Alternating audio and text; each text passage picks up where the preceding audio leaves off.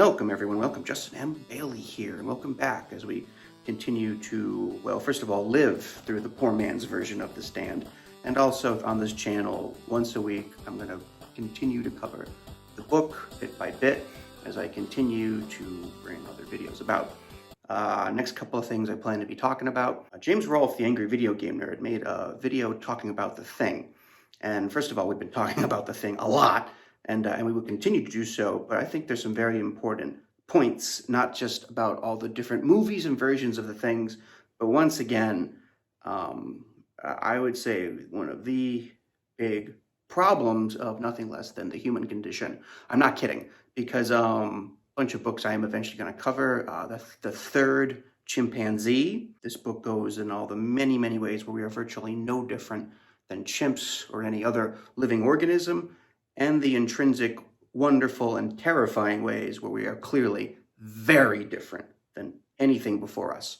We're going to go through that. The Lucifer Effect by the guy who did the Stanford prison experiment. As a former correction officer, I can't tell you how many inmates used to tell me, oh, well, you know, thanks to the Stanford prison experiment, this shows all correction officer pieces of shit. Yes and no. I'm going to say no for now, but yes and no. Once again, a great book to get into. And also, if I haven't mentioned yet, Alone, which I'm almost done with, by Admiral Richard Byrd. Phenomenal book, because once again, a perfect book right now, because we are all alone and isolated like we've never been before. So getting now to The Stand. First of all, I posted that last video on Reddit, and there's other parts if people want to catch it, but I'm going to see how it goes, but I'm going to put this one also on Reddit.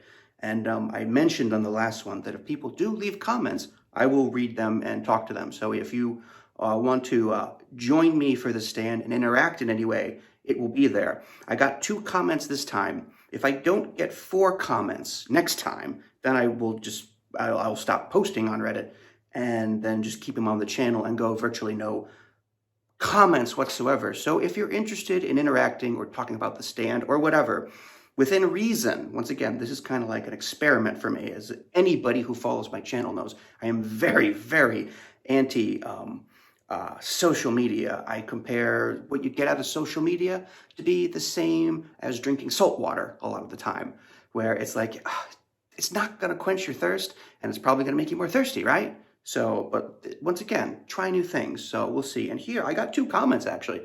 I was surprised. I've had a lot of vitriol on our Reddit before. People are very tribal, and that also includes whatever their fan niches on Reddit. Although people seem pretty nice on pinball for the most part, even with some of the dumb things I've said. But anyways, Big Willie Beats. Hello, Big Willie Beats. Fran annoyed me too. Thank you. I'm not alone. I can't stand her at all. And once again, I'm going to continue talking about that because we're going to talk about her in the chapter. And Tyler71, hello Tyler, says, Nadine is so misunderstood. It's heartbreaking though, love her. And even though that's not about Fran, that brings up a big point and one of the big criticisms I mentioned on the introduction to The Stand, where it's like, what does it say about this novel that at least me and clearly others, they don't like the protagonist, and they sympathize much more with the antagonist. There's going to be spoilers throughout this, but what does that say? Nadine is practically the bride of Satan, because almost literally, because like she is destined to become Randall Flagg's bride, be it ever so brief. So once again, that is one of my huge criticisms of The Stand, but once again, clearly The Stand is a remarkably powerful novel, because no matter how much I talk about how it annoys me, here I am talking about it. So anyways, I think I can get rid of this. So once again, like we talked about, it's almost like one of these up and down, life, death, through the lens of Franny's pregnancy, and also with the virus beginning to spread and starting to kill some of the good old boys that were at the gas station with Stu Redmond. But first, Franny, once again, who is my opposite of favorite, she's talking with her dad in the garden to break the news to him about what happened. And unlike with her boyfriend, where she just rips him to pieces, of course, she has a very good rapport with her dad. And her dad is really cool. He's very like New England Zen. Do you know what I mean? And too bad, like once again, oh, I like this character. Well, he's gonna be dead in a little bit, as with most of the world. But she's like, I'm pregnant. Are you mad at me? And no, I love you there, daughter, and all that. And it gets revealed that Fran's mom is an insane bitch, and she's an insane bitch because Fran's older brother, which seems to happen a lot in King novels, died in his teenage years, and the mother's been bitter ever since. But I think deep down, honestly, since once again, since I do find Fran such an unlikable bee, I think the argument sometimes that a trauma or whatever like turns you into something you were not before, I actually disagree. I think booze and trauma and many things where instead it reveals who you really are deep down. You know what I mean? Basically something so bad happens, you're like, I'm dropping the act, fuck it. Like, does that make sense? So really, because like later in the novel, there was things that Fran will say and do. I'm like, what is wrong with you, you stupid bee? But the dad is great. And the thing is, so they get on the father's being really cool about it and everything, and they get on the subject of abortion. And first of all, this is very interesting. Abortion is one of those things I've been juggling in my head here and there, especially like no matter what your opinion is, especially once you have kids. And I literally have another kid that could be coming at any minute, which, interesting sidebar, fun sidebar, like personally, another reason why I really don't get Fran, because, I'm going to say this over and over again. I apologize if I'm repeating it, but no, I have been very isolated for like almost half a decade before COVID-19 ever happened. So once again, I know all the ways, like I talked about in the video, how it grinds on you. I was incredibly burned out in 2019. I think you can directly correlate why there was barely any videos. And I have the best wife and we have the best relationship. However, 2019 was possibly the toughest year of our relationship together, and I've been with my wife for almost 17 years. And it was one of those things where we had a misfire once, which I mentioned, and she was just adamant, like, I have to have another kid. I was feeling just freaking burned out, because once again, this isolation does get to you. And I was just telling her, like, I'm not feeling it, honey. I adamantly don't want to have another. And I even wanted to buy a little snip, but no. But anyways, so I was doing everything I could but a snip to prevent another one from happening. It did. And I'm incredibly happy it did. But it's like one of those things where I made it crystal clear that was the last thing I wanted. But as soon as I saw that look on my wife's face, since I love her so much, I was like, of course, absolutely. And my wife has been glowing since. My wife is wonderful. So once again, like her just ripping, it's every year that passes, her ripping into the boyfriend over her pregnancy, over their mutual mistake, really just gets to me more and more. Like she finally like puts together in her head that was really bothering her. Because like, once again, like the three possibilities, miraculous, super sperm from the boyfriend that like shot through the condom. Then again, maybe I had that though. Maybe that's why I'm having a son. Oh my God, like a shotgun, maybe that's why I'm having a son. Either it was an accident in the factory, which is probably what Stephen King would tell you, or it was just her own ditzy incompetence, which is what I would tell you. But no matter what, the root of it really is she was like, deep down, even before I had sex with him, I think deep down I knew that, I was falling out of love with him. And it's like, well, then once again, like, everybody, be really fucking careful who you sleep with, period. I don't get that. So once again, when my daughter gets of a certain age, I think I've got to give her a copy of The Stand and just say, just don't, it's, basically say that, look, it is seriously, all right, it's on you, goddammit, daughter. I don't care how that sounds. So be careful. So anyways, I don't know what kind of a dad that makes me sound like. So if I'm not going about the right way, guilty, and I apologize. So father talks to her about like, what's your thoughts on keeping it and abortion? And the father says like, look, I'm old school.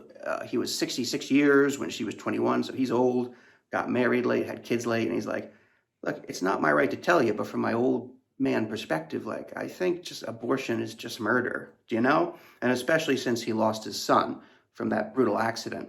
And she decides to keep it. And this is, once again, like I'm going to talk about the liberal and conservative perspective on things because we're all unbelievably insane and we don't get it and we'll never get it.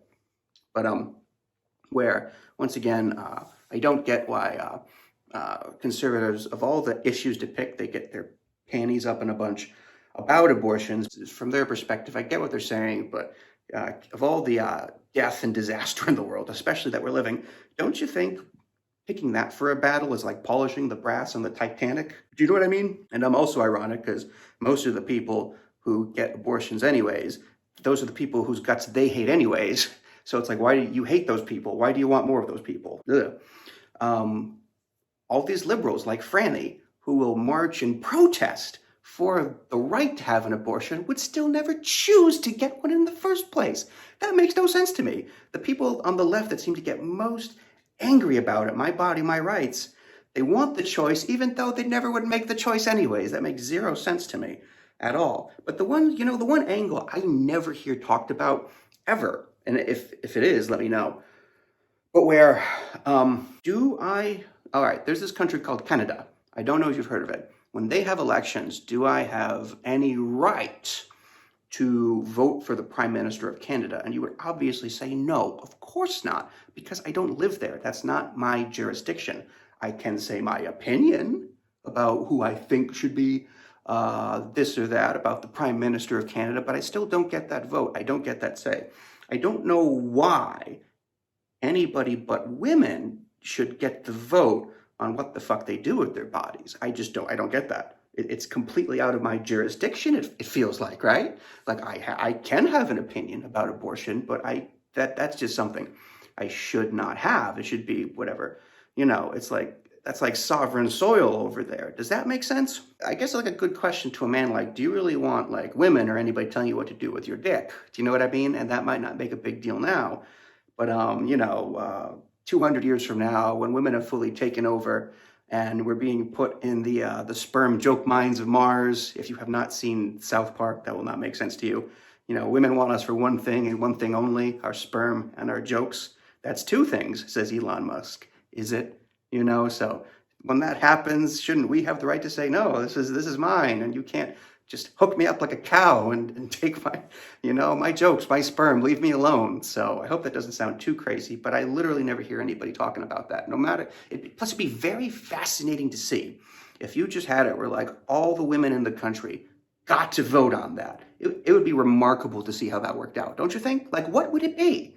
Really, what would it be? So, and it's like, it's always nasty to talk about anything from guns to abortion to politics, to life and death, but we are living through life and deaths, and this is all part of it. So let's talk about it, because we are living through some crazy times, and one of the good things about crazy times, maybe that's the best time to reflect on all your values.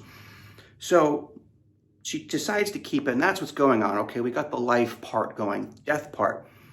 The good old boys, like the part starts where one of them wakes up, tubes, just full virus on, and he knows he's dying and he's hallucinating. And it's they brought everybody that they could from the original encounter with that diseased soldier that went AWOL in Texas. They're trying to fly them all to Atlanta to not just quarantine them, but study them and try and figure this damn thing out in time. Because like the military man Starkey said, a 99.6% fatality rate. Like, once again, no matter how tough it is, thank God that's not us. Like, I just saw the movie Contagion a couple of days ago, and first of all, it's like, holy goddamn Nostradamus shit, right? But even in that movie, it was like a 30% death rate. So once again, oh man, of all the insanity going on, and this is the era of insanity, whether there was a Trump or a virus or not. So, don't think that if those things weren't happening, things would be hunky-dory, because this is a huge historical tectonic shift. But thank God that coronavirus is not as worse as it possibly could have been. Because otherwise, maybe we would not all be here having this discussion. And so far, Stu is a bit cooler in this part of the book. Like, I don't think I ever really attach and be like, wow, Stu is cool. I'd want to have a beer with him. But it was where, no, he was cool because, first of all, he's clearly one of the people who is one of the rare few immune to the virus. Ooh, I'm talking a bit, but whatever. One of the rare few immune to the virus. But not only that, like, he's just scared and fed up. And like, he's like, look, guys, he tells the nurse, like, all in her like quarantine bubble suit, like, I ain't giving you any more blood or blood pressure or anything until I get some goddamn answers about it. And so like, yeah, that dude, like, is cool. Anybody who takes a stand is cool. Oh God, did I just make a dumb pun? I'm the stand. But yes, that's the book, The Stand. God damn it. And okay, maybe we just got to one of the roots where no matter how much this book might annoy me, it is fucking cool. Goddamn stand. What? But yeah, I didn't touch on it much last time. But Stu Redman, his father, who I believe was a dentist, died when he was young. Mother had to take care of the family. Had a brother die. Eventually, he got to high school. During high school, he had to work all these back-breaking jobs just to keep the family going. He bloody mother got sick and died. He found a wife. She got sick and died of the exact same cancer. Like, hey, you know what? God damn it, this is a good way to tie it up. So he has experienced much more trauma than Fran's giant bee of a mother, who we will see later is quite a bee. And so really, that's it. You know what? That's a great place to end it right there. Trauma, going through shit really shows who you are deep down, and once again, that's something none of us ever want to find out. But here we are. So here it is, The Stand. I will see you all next time. I'm Justin M. Bailey. Thank you. Bye.